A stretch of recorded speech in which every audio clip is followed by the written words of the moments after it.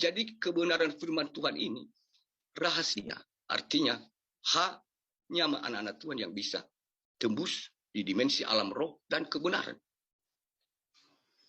Manusia-manusia yang mengandalkan jabatan, pikiran, mereka tidak bisa membaca dan merasakan bahwa rahasia ini telah mulai bekerja.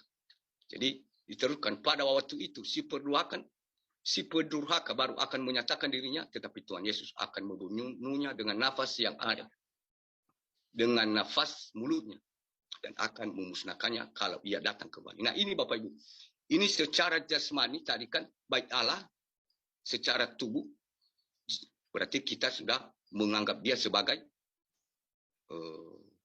penyelamat. Nah, secara tubuh. Nah, secara dunia nyata yang bisa kita saksikan.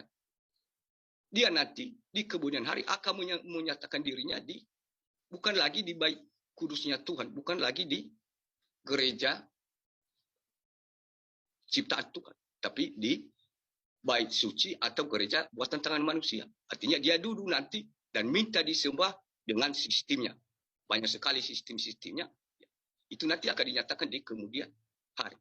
Nah, yang mengikuti sistemnya itu nanti, artinya itu yang dikatakan, artinya mati martir. Nah, ketika selesai mati martir itu, artinya di sini dikatakan, kita ulang baca, pada waktu itulah si pendurhaka baru akan menyatakan dirinya. Secara rohani, secara baik Allah ciptaan Tuhan, dia sudah menyatakan dirinya. Secara yang terlihat dengan mata nyata, dengan baik Allah ciptaan tangan manusia atau gedung ibadah nanti, menyatakan dirinya, tetapi Tuhan Yesus akan membunuhnya dengan nafas mulutnya. Artinya, yang sudah berlaku, yang sudah disesatkan, tersesat sebelum-sebelumnya nanti, pada saat dia menyatakan dirinya itu secara dunia nyata, duduk di bait Allah yang diciptakan oleh tangan manusia. Di situ, itu yang dikatakan akan menerima masing-masing yang dikatakan dengan mati martir. Dengan selesainya mati martir itu yang dikatakan, tetapi Tuhan Yesus akan membunuhnya dengan nafas mulutnya dan akan memusnahkannya kalau ia datang kembali. Artinya itu yang dikatakan nanti. Setelah itu baru dikatakan bahwa si pendurhaka ini, Tuhan Yesus akan membunuhnya dengan nafasnya. Artinya nafas, firman, perkataan, bahwa perkataan perjanjian, bahwa akan dirantai di neraka 1000 tahun damai. 1000 tahun damai. Kemudian karena 1000 tahun damai. Jadi baru dia akan dirantai, artinya baru akan dia dimusnahkan. Jadi itu yang dimaksud dengan ini Bapak Ibu. Jangan sampai kita percaya kepada orang yang membahas secara terbuka, secara pikiran, secara logika, supaya manusia bisa ditangkap. Padahal di sini kebenaran firman Tuhan mengatakan ini dibahas secara rahasia. Diteruskan. Kedatangan si pendurhaka itu adalah pekerjaan iblis dan akan disertai rupa-rupa perbuatan ajaib, tanda-tanda dan mujizat palsu. Jadi itu Bapak Ibu, kita tahu di kemudian hari nanti banyak tanda-tanda, mujizat-mujizat yang dibuat oleh manusia, yang dibuat oleh teknologi, yang dibuat oleh kecanggihan. Mereka percaya bahwa segala sesuatu kepintaran manusia itu hanya 1% yang diberikan Tuhan kepada kita manusia. Dan mereka menyaingi menjadi Tuhan. Sehingga banyak nanti yang kita merasa, oh ini hebat. Jaringan 5G ini, ya hebat ya. Kita bertelepon, kita bisa mengetahui apa aktivitas orang itu. Kita mengetahui aktivitas orang tersebut. Tidak bisa dia bersembunyi. Itu artinya rupa-rupa daya jahat terhadap orang-orang yang harus dibinasakan. Atau itu yang dikatakan perbuatan ajaib menurut orang tersebut. Tanda-tanda mujizat menurut dia karena dia sudah disesatkan oleh si pembinasa keji atau pendurhaka palsu itu. Dan diteruskan di sini. Dan itulah sebabnya Allah mendatangkan kesesatan atas mereka yang menyebabkan mereka percaya akan dusta, supaya dihukum semua orang yang tidak percaya akan kebenaran dan yang suka kejahatan. Di sini Bapak Ibu, kenapa bisa Allah mendatangkan kesesatan itu atas orang-orang tersebut, mungkin termasuk saya ya, dan kita bertanya masing-masing.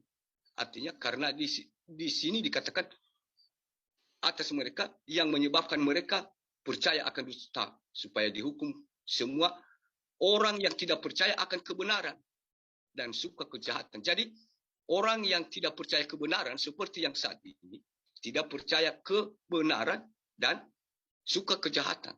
Jadi itu yang dikatakan, dan itulah sebabnya Allah mendatangkan kesesatan atas mereka yang menyebabkan mereka percaya akan dusta. Saat ini juga itu Bapak Ibu, dari tahun kemarin-kemarin 2020 itu banyak yang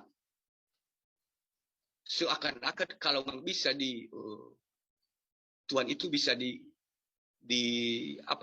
ditangkap, dipenjarakan, pasti manusia bisa sudah dipenjarakan kalau memang ini bukan kebenaran firman Tuhan yang mengatakan. Jadi kalau kita berbicara, kadang juga saat ini terjadi itu Bapak Ibu, demi memuaskan hawa nafsu manusia, dia mengubah apa yang sudah ditetapkan oleh Tuhan. Seakan-akan secara berbicara mengikut Tuhan itu, dia berbicara pikul salib, sangkal diri, dan melepaskan segala keinginan dunia. Dan tanpa dia sadari Bapak Ibu, rohnya sedang diketawai oleh si jahat di alam sana. Dia merubah.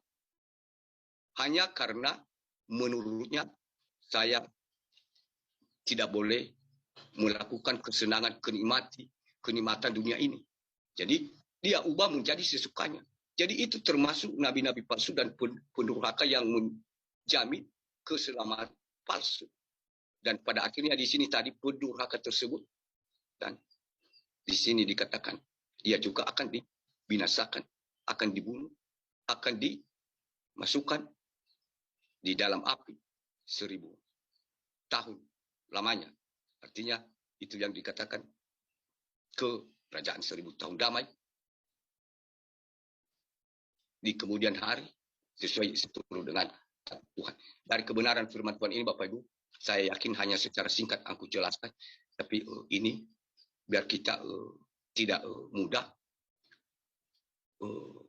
memahami secara terbuka, karena ini memahami dengan rahasia. Itu bukan saya yang mengatakan, tapi kebenaran firman Tuhan harus dibahas dengan rahasia. Jangan sampai berkata orang, kalian itu seakan-akan merasa hari Tuhan itu sudah tiba. Kalian itu sesat. Itu dikatakan kepada kita. Padahal firman Tuhan itu sudah kita lewati sebenarnya. Jadi seakan-akan supaya si pendurhaka itu lebih banyak pengikutnya lagi, dia pakai ini. Dan ditujukannya kepada kita yang membongkar seluruh kesesatan itu dan kebenaran itu. Jadi dari kebenaran firman Tuhan ini Bapak Ibu, kami yakin kita semua sudah mengetahuinya. Dan saya yakin juga, hanya saya sebagai manusia berdosa yang hina di tengah-tengah dunia ini. Banyak sekali kelemahan. Dan biarlah Roh Kudus, Roh kebenaran yang akan memimpin kita, membukakan hati kita, apa yang lebih dia kehendaki lagi dari kebenaran firman Tuhan kita, Tuhan ini, untuk menjalankan hari-hari kita yang semakin jahat di kebenaran hari ini, supaya kita bisa membedakan nama nabi-nabi palsu dan si pendurhaka itu yang menyamar sebagai Allah di dalam diri kita. Jangan secara yang terlihat dengan mata jasmani. Dan biarlah Roh Tuhan itu yang akan memberitahukan ke kita apa yang harus kita lakukan. Demikian firman Tuhan. Dan Tuhan Yesus memberkati selalu.